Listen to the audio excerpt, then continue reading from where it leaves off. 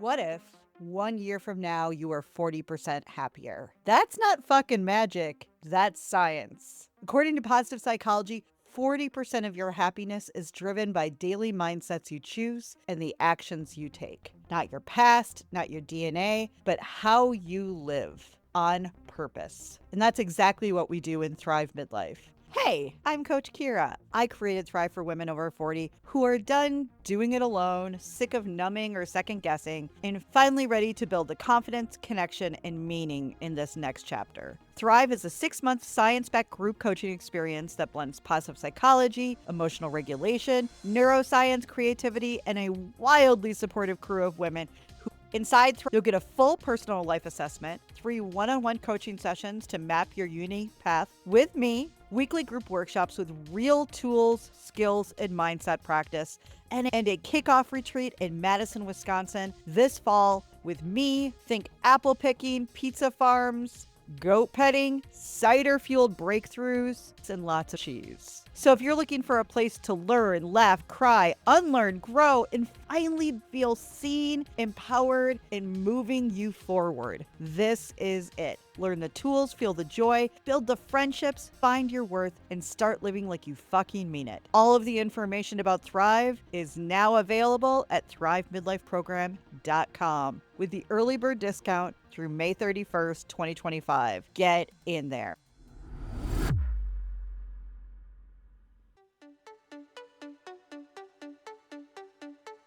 Life is weirdly a lot harder than we've been told. And midlife? That's a whole other can of worms that I was completely unprepared for. But here's the good news. There are so many new skills and mindsets that we can learn to make even the toughest days a little bit better. You just haven't learned them. Welcome to Thrive with Kira, a smart and square podcast for women in midlife that teaches the skills to get more joy and love in your life. Join me weekly as I teach science-based, smarty-farty topics and break them down into bite-sized lessons that you can apply to your life, all while sharing my own shit show life stories that you can learn from. I'll be talking regularly about getting more joy on a daily basis, thriving in midlife, yes, you can, figuring out menopause, healthy dating and relationships, building self-worth, growth mindset, adult friendships, and also just easy mindfulness, so we can stop just surviving and start learning how to thrive. Well, hey there, sugar pants. Welcome back. Welcome to day 3 of my 5-part podcast series, Why Did No One Warn Us About This Midlife Shit? 5 midlife truths that hit hard, right here on Thrive with Kira. So in case you missed it, over 5 days, I am dropping short but smart and sweary rants and revelations about midlife. And today's truth, we were indirectly taught from the moment we were born to not like ourselves. And it is killing our happiness, our relationships, and our sanity. And here's the truth, guys. The whole system was rigged from before we were even born. And it's time that we stop buying into it. Let's get into it.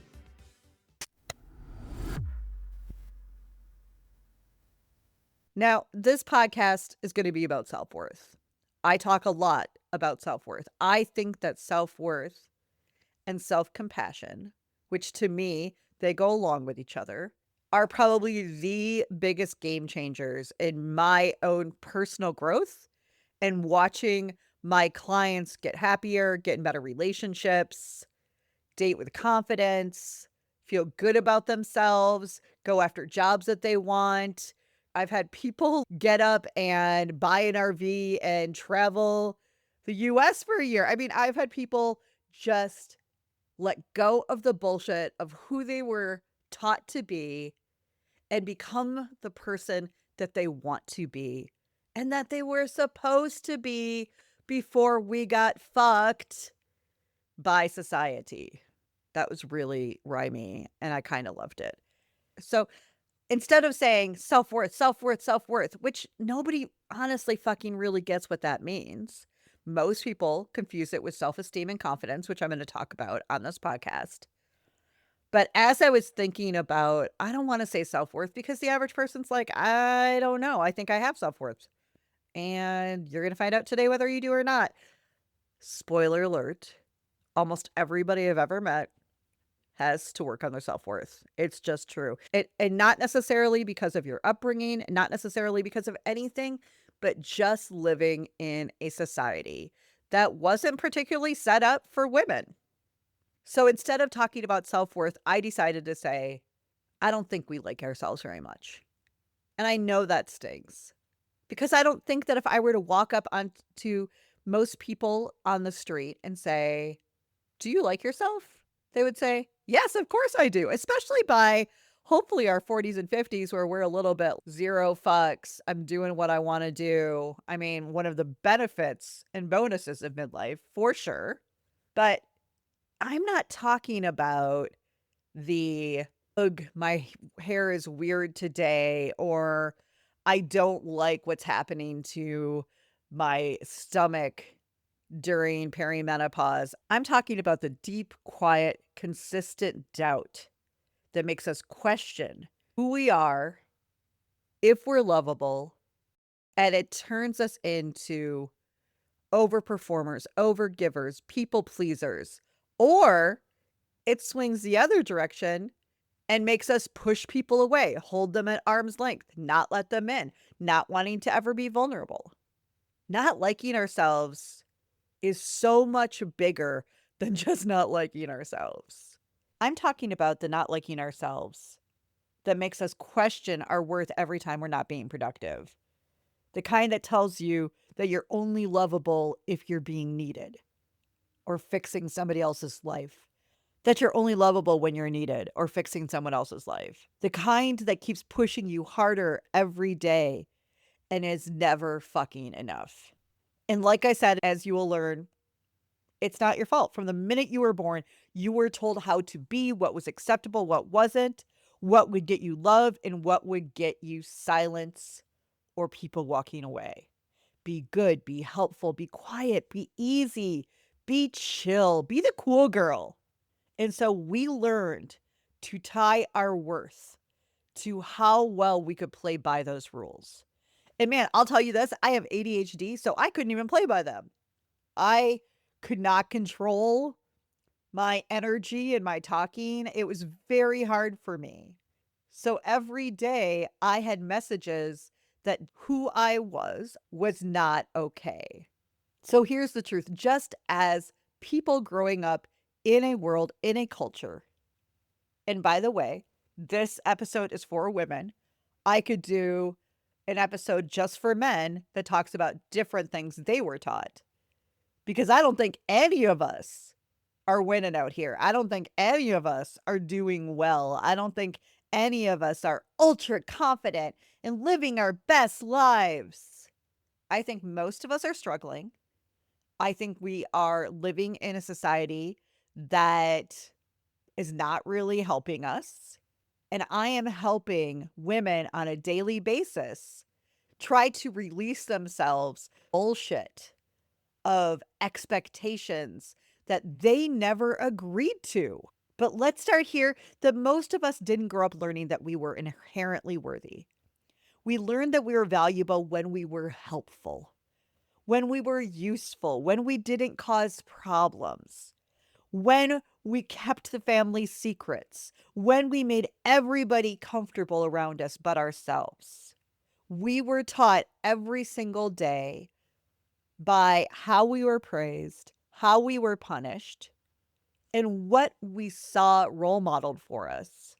We basically learned that we are valuable when we stayed quiet and polite, when we didn't act out or have big emotions, when we were less trouble, when we didn't ask for more attention than we quote unquote deserved, when we were overachievers, racking up rewards, ribbons, trophies, and trauma, when we smiled even when we didn't fucking feel like it, when we hid our anger, our sadness, and our fear because it made other people feel uncomfortable.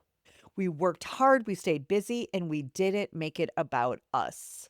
We succeeded quietly without asking for credit. We accepted what we were given without complaint. And the translation to all of that is we learned that we were only lovable, that we were only acceptable when we were easy. when we were not a fucking full human with needs, with wants, with dreams, with hopes, that instead we were there to make everybody else comfortable. We were praised for being such a good girl, for being mature, responsible, independent. And once again, that translates to thanks for being low maintenance.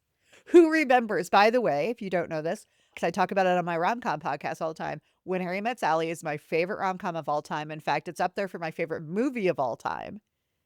And we, at this point, have never talked about it because I don't personally want to look at it critically because I love it so, so, so much. But I also know that when that came out, 16-year-old Kira heard Sally talking about how important it was to be low maintenance, how important it was to make sure that we're not making it hard or uncomfortable for anybody else. I'm not so in love with a movie from the 80s that I can't recognize the messaging that didn't help us. By the way, I have a podcast called Rom-Com Rescue, and myself and a couples therapist literally talk about the life and love lessons from rom-coms. We do new ones, we do classic ones. If you haven't checked it out, I'll actually put a link to it in the show notes. It's really fun, and it's a great way to just kind of learn stuff through things that we like, which are movies and rom-coms. Self-worth, we believed for many of us, was built on our ability to perform, to keep the peace, to manage other people's emotions, to not take up too much space. And now, decades later, we don't know how to separate who we are from what we do for everybody else. That's a problem. And when our worth, and by the way, that it's not self-worth, because self-worth can only be given to us, by ourselves. That's why it's called literal self-worth. But when you have tied your worth to usefulness, to being productive, to being a fixer in everybody else's life, to working yourself to burnout or exhaustion, rest, connection, even joy can feel like failure. And the one thing I like about midlife is that I think that we could distract ourselves for a long ass time in our 20s and our 30s doing all the things, but midlife does not let you. We are tired. We are so tired. Midlife makes you have to look at where you are, what you're doing, what you're allowing, what you're tolerating, because you don't feel good anymore. And it's not just hormones. It's the realization that who you were raised to be isn't who you fucking want to be. I had somebody reach out to me recently over Instagram and was talking about friendships.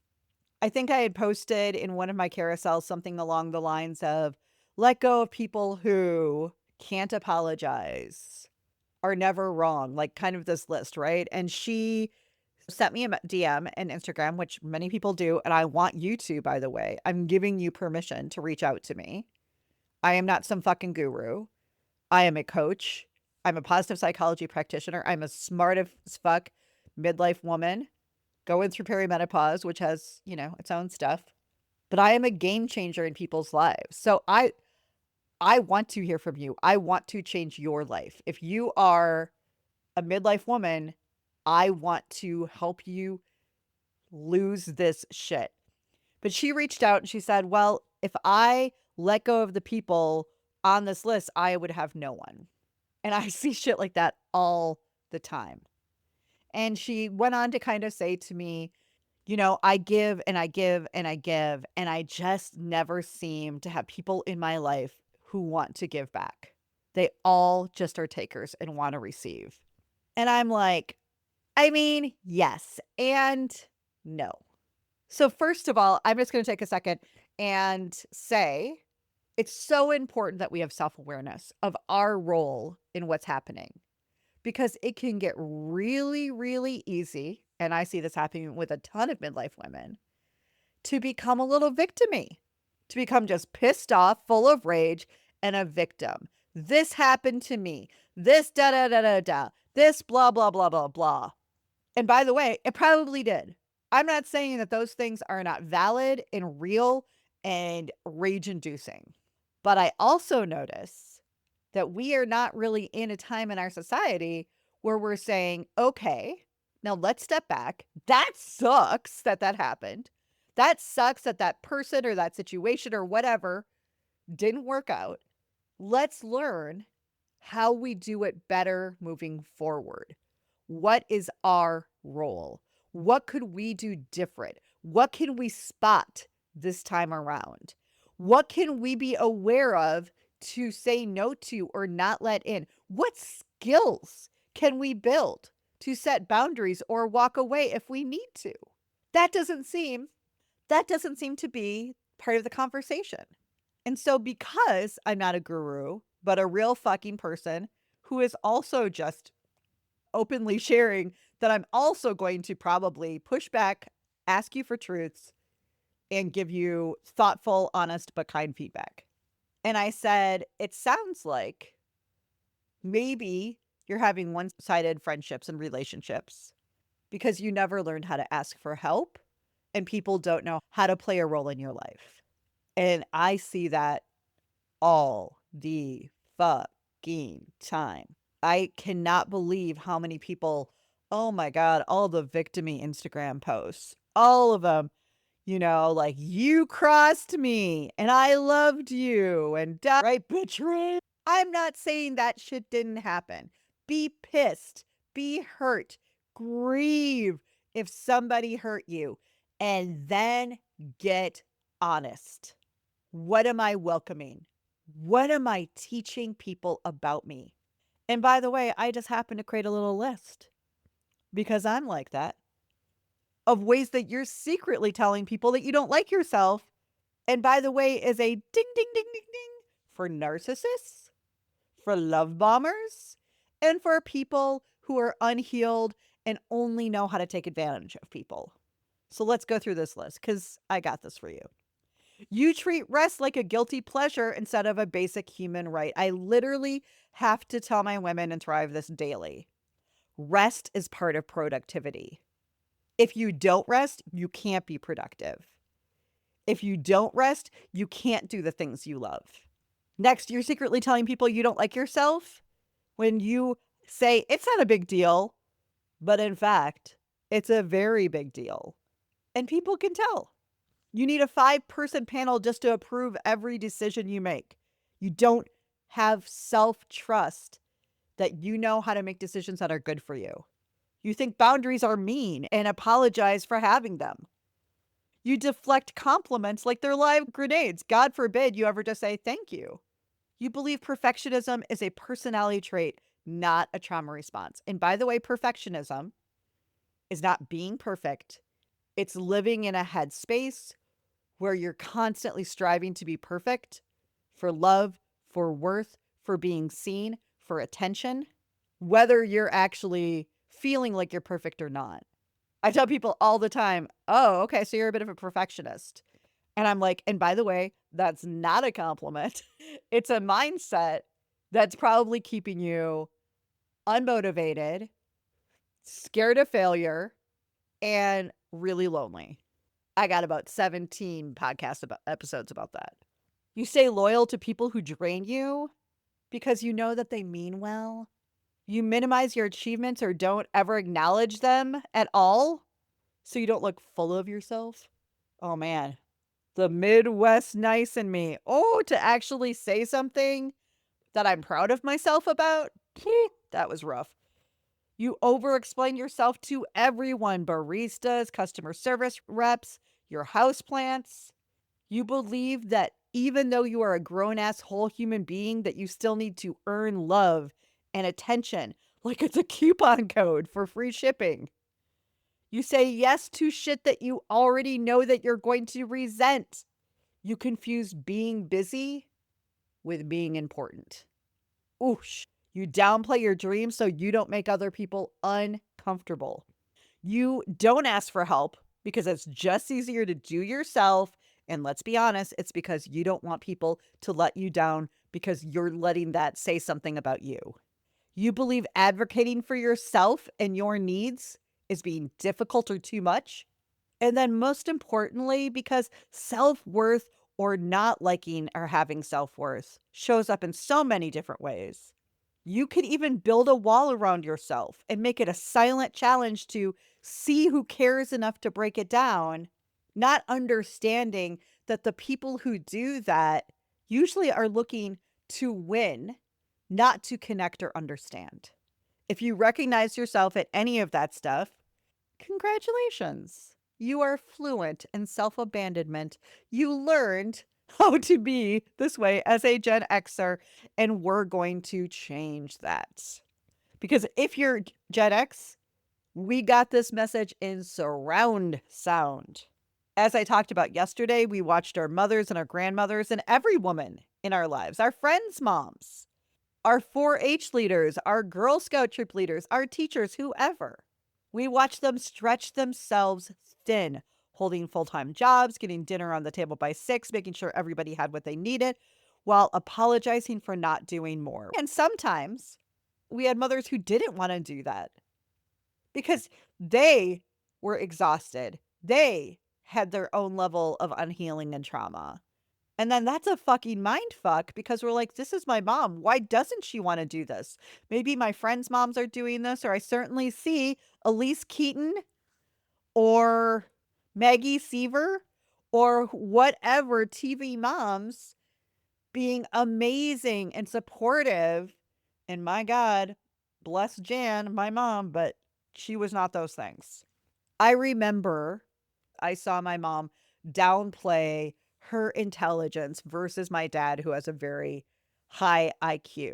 But you can guess who picked up the slack for balancing the checkbooks, making sure that the budget was being kept. Make that make sense. We watched grandmothers who didn't talk about their feelings, who taught us to smile through pain, bite our tongues, and be ladylike even when it felt like shit inside. We absorbed messages from TV shows where moms wore pearls to vacuum and never raised their voices. Anybody else notice how in the 80s we were really, really obsessed with like the 50s? So I think that started with kind of my thought is that started in the 70s, particularly when we had things like Laverne and Shirley and Happy Days come out and then Grease. So I was obsessed with June Cleaver and Father Knows Best and all of those old 50s shows, which we know show mothers not having any needs whatsoever. We also watched movies where women were sidekicks or love interests, but never the heroes. I sat in Wonder Woman and silently cried through the whole entire thing. I could not control it. It wasn't like sobbing. It was tears streaming down my face. And it took me a couple of days to process what the fuck just happened, besides, hormones.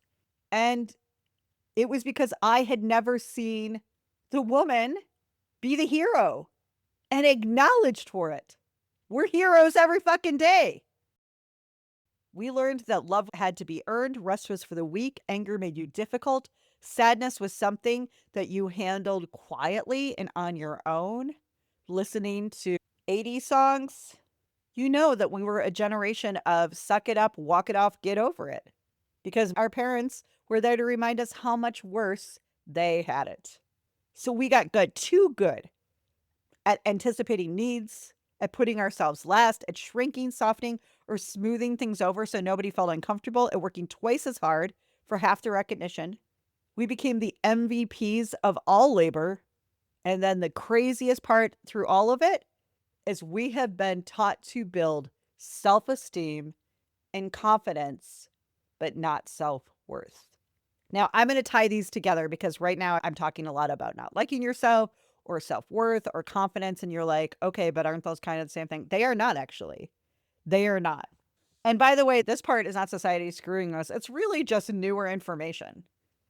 One of the coolest things about getting to do what I do is being able to teach women in their 30s, 40s, 50s, 60s even this information that wasn't around when they were young.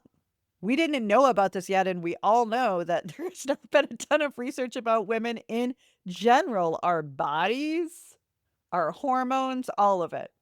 Now, one of my ladies in Thrive, when we were talking about self-worth not too long ago, she's like, I don't know, Kira, because I'm hearing you and I feel like I have self-worth. I really, really do. I've been working on this. I feel like I have self-worth. And I said, I hear you. I love you, but your actions are telling people things differently. Now, I'm a big believer in fake it till you make it. They've proven things like even, if you're grumpy, smile, it actually physically and mentally tells your body that you're happier and your body will adjust. Like it's kind of fucking crazy. There are things that we can do in the moment to kind of take back our brain, to take back the moment and adjust from what we're feeling. But here's something that's an unfortunate truth. How you truly feel about yourself, what is going on in your brain, how you talk to yourself, what you blame yourself, what you shame yourself, what you feel bad about. That shows up in the way that you talk, the way you hold yourself, the way that you walk, what you allow, what you tolerate, what you accept, what you won't, all of it. And it is a tough mind fuck, but beautiful lesson when we understand that we are teaching people all day, every day, how to treat us. And if we don't like what's going on, we can do it differently. And the thing is my client who said, I don't know, I feel like I have good self-worth, but, and I said, the actions tell a different story. It's because as we dug in a little deeper, she realized what she was talking about was self-esteem or confidence, which I do think those are a little bit more interchangeable than self-worth and confidence or self-worth and self-esteem. So the way I describe it, and this is a story, and I've told it more than a couple times on this podcast, and certainly more to clients and in programs and things like that. But here is the difference. The very simple and easy difference between if you're building self-worth or if you're building confidence or self-esteem. This is now almost 8 to 10 years ago.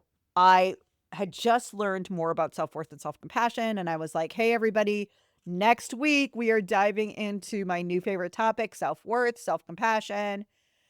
And one of the ladies chimed in and goes, oh my gosh, I'm so excited. My worth has never been higher. I just lost 75 pounds. I feel good about myself. I have more energy, yada, yada, yada, right? And I was like, that's amazing. If you were trying to lose weight and you were able to accomplish that goal, that is an incredible feat. Good for you. But that's not self-worth. Self-worth is when you know that you are worthy of deep love and belonging, even if you put that weight back on. Even if you put that weight back on and another 25 pounds. The problem with confidence and self-esteem is it's conditional. We only like ourselves if we're achieving, if we are motivated, if we are doing things perfectly. And I think you and I both know that that means that that needle is constantly moving and you never get to actually fucking feel good.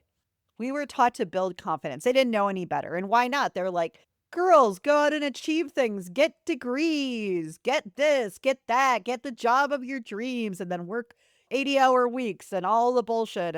But that's actually not self-worth.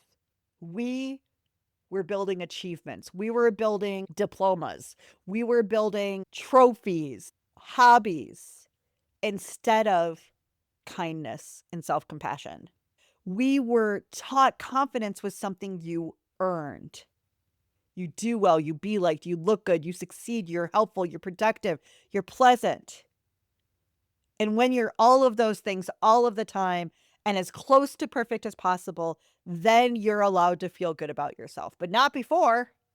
And so I've seen a couple things happen. Either you get this goal, right? Maybe you just got your master's or you work towards getting a new certificate or a job that you've been wanting or a career change or whatever it is, and you work your ass off for it.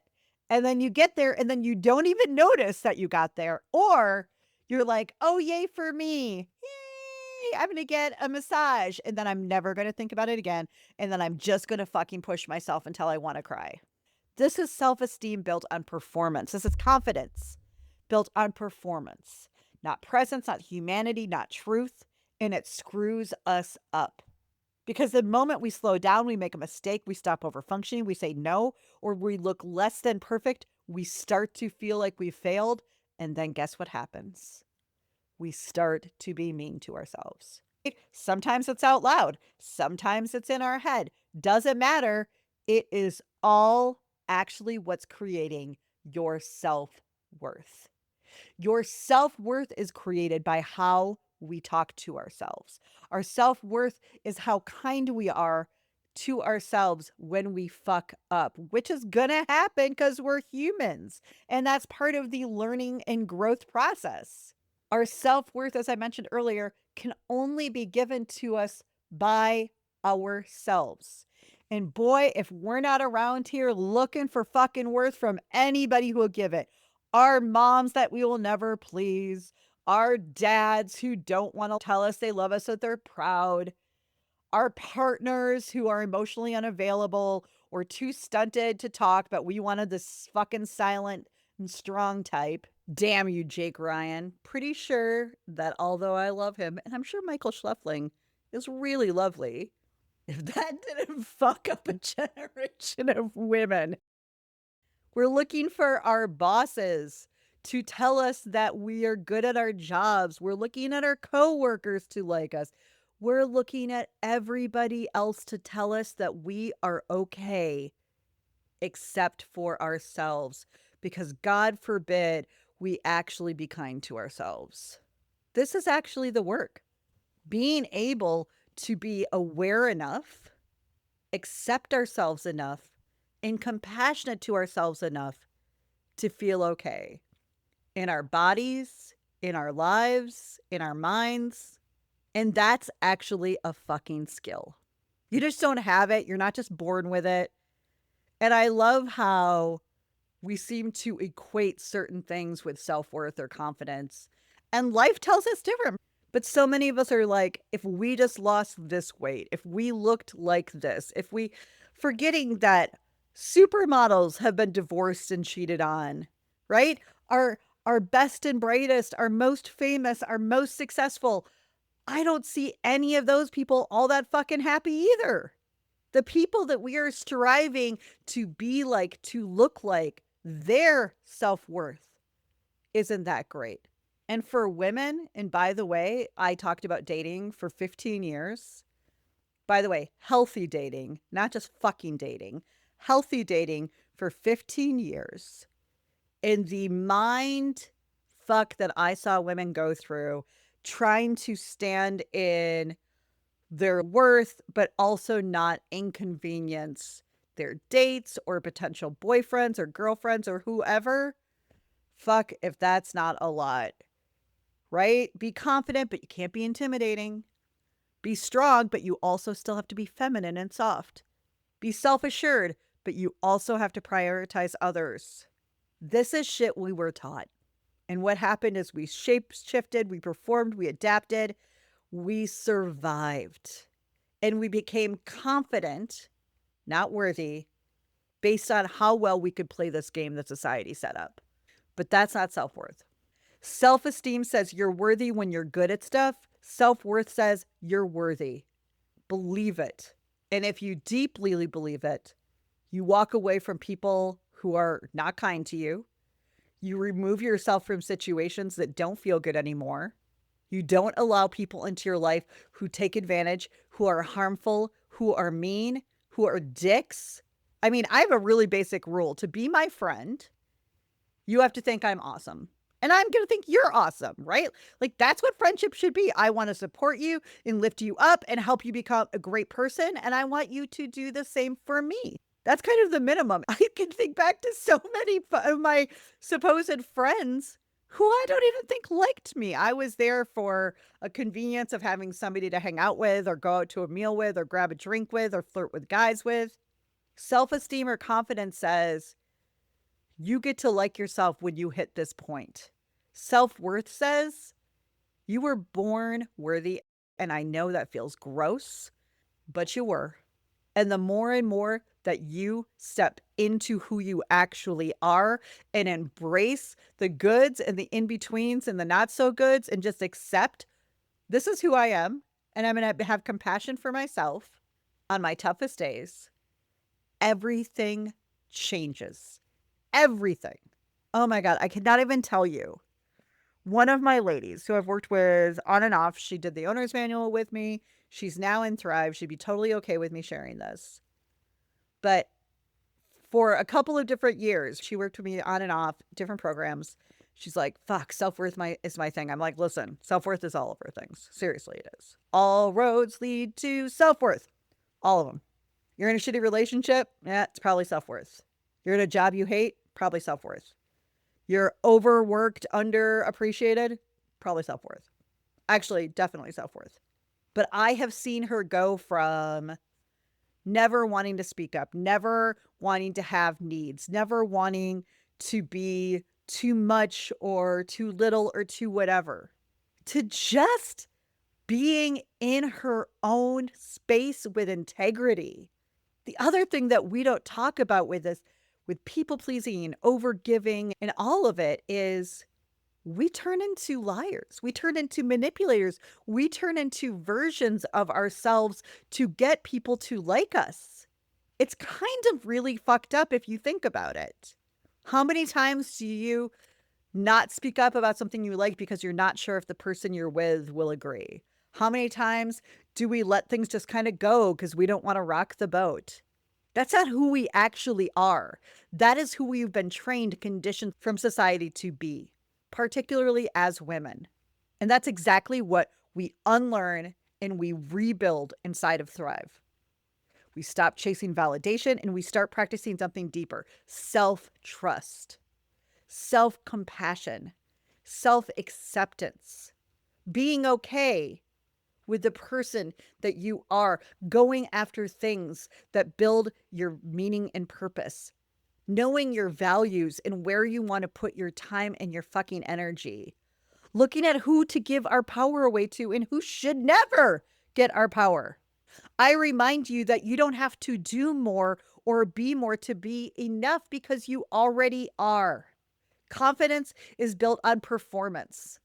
Self-worth is built on truth and acceptance. And if you're like me, when midlife hit, I was like, oh, I kind of have the stuff checked off, right? Why do I not feel good? And it's because I was continuing to build a life that I thought my parents would want, that I thought my sister would be impressed with, that I thought other people, when they met me, would be like, oh, that's cool. Oh my God, the jobs I took in my 20s because I thought that they would be cool, that I was terrible at. Oh my God. I set myself up for such terrible failure. I put myself into positions that, as somebody with ADHD, was never going to be good at, and then just felt like shit all the time. How many of you guys are doing that? How many of you are in shitty situations and you feel like shit all the time and then you wonder why you feel like shit? How many of you are in shitty relationships and you feel like shit all the time and then you wonder why you feel like shit? But that's, once again, the gift and the curse of midlife, that we kind of suddenly look around and go, yeah, this is actually not okay with me. But what I see a lot of women doing is just going to the fuck it phase, right? Fuck it all. Fuck you, fuck them, fuck politics, fuck the government, fuck people, fuck public, fuck everybody, but maybe cute animals because animals are awesome, right? And, good food or coffee or whatever. But fuck it all. And here's the deal, that's not working either. I am really into the fuck it world, right? Make your fuck it list. I love that world. But it can't be your whole world. And what I see happen is, if you've been like a people pleaser or overgiver for years, the first thing that happens is you swing the other way, all the way, like a pendulum, right? And then you're like, oh, none of these motherfuckers are getting in now. You all are done. But once again, that's not helpful either. We got to move back to the center, which is people who get to be in my life who deserve to be there. And by the way, that may not be your family members. I'm going to set boundaries, knowing that they move relationships forward, not stop them. Me holding my truth or me shutting down isn't helping. I'm going to give my time, my energy, my power, my money to places and people and things that align with what I fucking value, that are important to me. I'm going to go after meaning and purpose so I can feel good about myself at the end of the day. That's what self-worth looks like. It looks like living a life you're happy with, living a life that's true to who you are, not who you are forced to become. That looks different for everybody. So I can't give you a template on this podcast to follow because everybody's is different. That's the gift of who we are. We may be dealing with the same struggles and problems, but your needs and your values will be different than virtually everybody you meet. That's why we have to know them, learn them so we can share them, so we can feel loved, so we can feel connected, so we can feel fucking happy. Now, that can be hard. That can be a little overwhelming, intimidating to do alone. Guess who does it? It's me. Let me change your life. I can change your life. And here's the best part about Thrive. When I went back to like the drawing board about a year and a half ago now, when my dating coaching business sadly just kind of died over the since COVID, I sat to myself and go, where are my people still struggling? What doesn't compute? What doesn't make sense? Why are they maybe still stuck at A when they want to be at B or C? And that's what Thrive is. Thrive is the knowledge, the support, the community, the timeline, the container for real change. It's slow, it's gradual, but you start to build rituals that work for you. You start to clear out the bullshit. You start to bring in things that create joy, that create happiness, that create connection. It's all based in positive psychology. It is incredible. I cannot tell you the beautiful change I am seeing among these women. I mentioned my client and just how hard it was for her for a really long time to speak up, to ask for things, to ask for needs. And she has become a tough conversation fucking queen. She knows how to sit down, talk about what she's feeling, ask for what needs to change. And by the way, in this process of working with me, has stepped into an admin role. So she's now a leader. And what a fucking gift. What a fucking gift that her people don't have to wonder what she's thinking or if they're doing it right. What a fucking gift that we can all be ourselves moving through this world. And if something doesn't feel good or work, we know that our boss or our friends or whatever will tell us.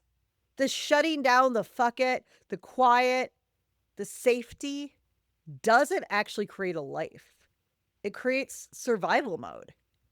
And then what you're doing is you're just numbing on food or doom scrolling or online shopping or pot or alcohol or whatever, sometimes even work.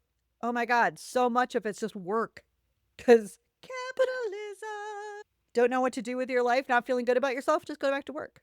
Make a bunch of money for somebody else. Woohoo! Don't like yourself, doesn't matter. Don't have time for yourself, it doesn't matter. It does matter. I'm being sarcastic. Once again, Gen X, we can do better. I can help you get there. And if not, start by healing. Start by going to therapy. I'm not the answer for everybody. Thrive's not the answer for everybody. I only take 15 people. But if you are hearing these podcasts, if you're like, fuck, is she in my brain? At least jump on a call with me. It's free. There's no pressure. I suck at selling. I'm going to tell you what it is. We're going to talk about where you're at. We're going to see if there's anything that I can do to make your life really better. And I'll tell you if not. All right, guys, that is it for today. Did you learn some shit? I know this ended up being a little bit longer, but when I talk about self-worth, it always is because it's fucking important. And I can't really even start to help people understand self-worth, self-compassion, all of it in 45 minutes. I can start, right? It's a start. But the work we do around self-worth and self-compassion and Thrive is almost 2 months. And we actually end those 2 months on a 2-week self-compassion skills building challenge that we do together. I'm your cheerleader. I'm your hype woman. I'm your swear bear friend who knows shit. I will move you from point A to point B to C. Let me help you. All right, guys, that's it for today. I will be back Monday to talk about where do I put all the fucking rage. Until then, go over there and check out Thrive Midlife program. Go ahead, grab a call with me for this week or next week. I'm going to, because I realize it's already the end of the month, because life happens, I'm going to extend the early bird price probably by a week. Just go look at it. Just see if it's for you. Jump on a phone call with me. I work with most payment plans, but I can't change your life unless you actually come to me and work with me. This podcast isn't going to be enough. Okay, guys, I will see you soon. No more surviving. Let's fucking thrive.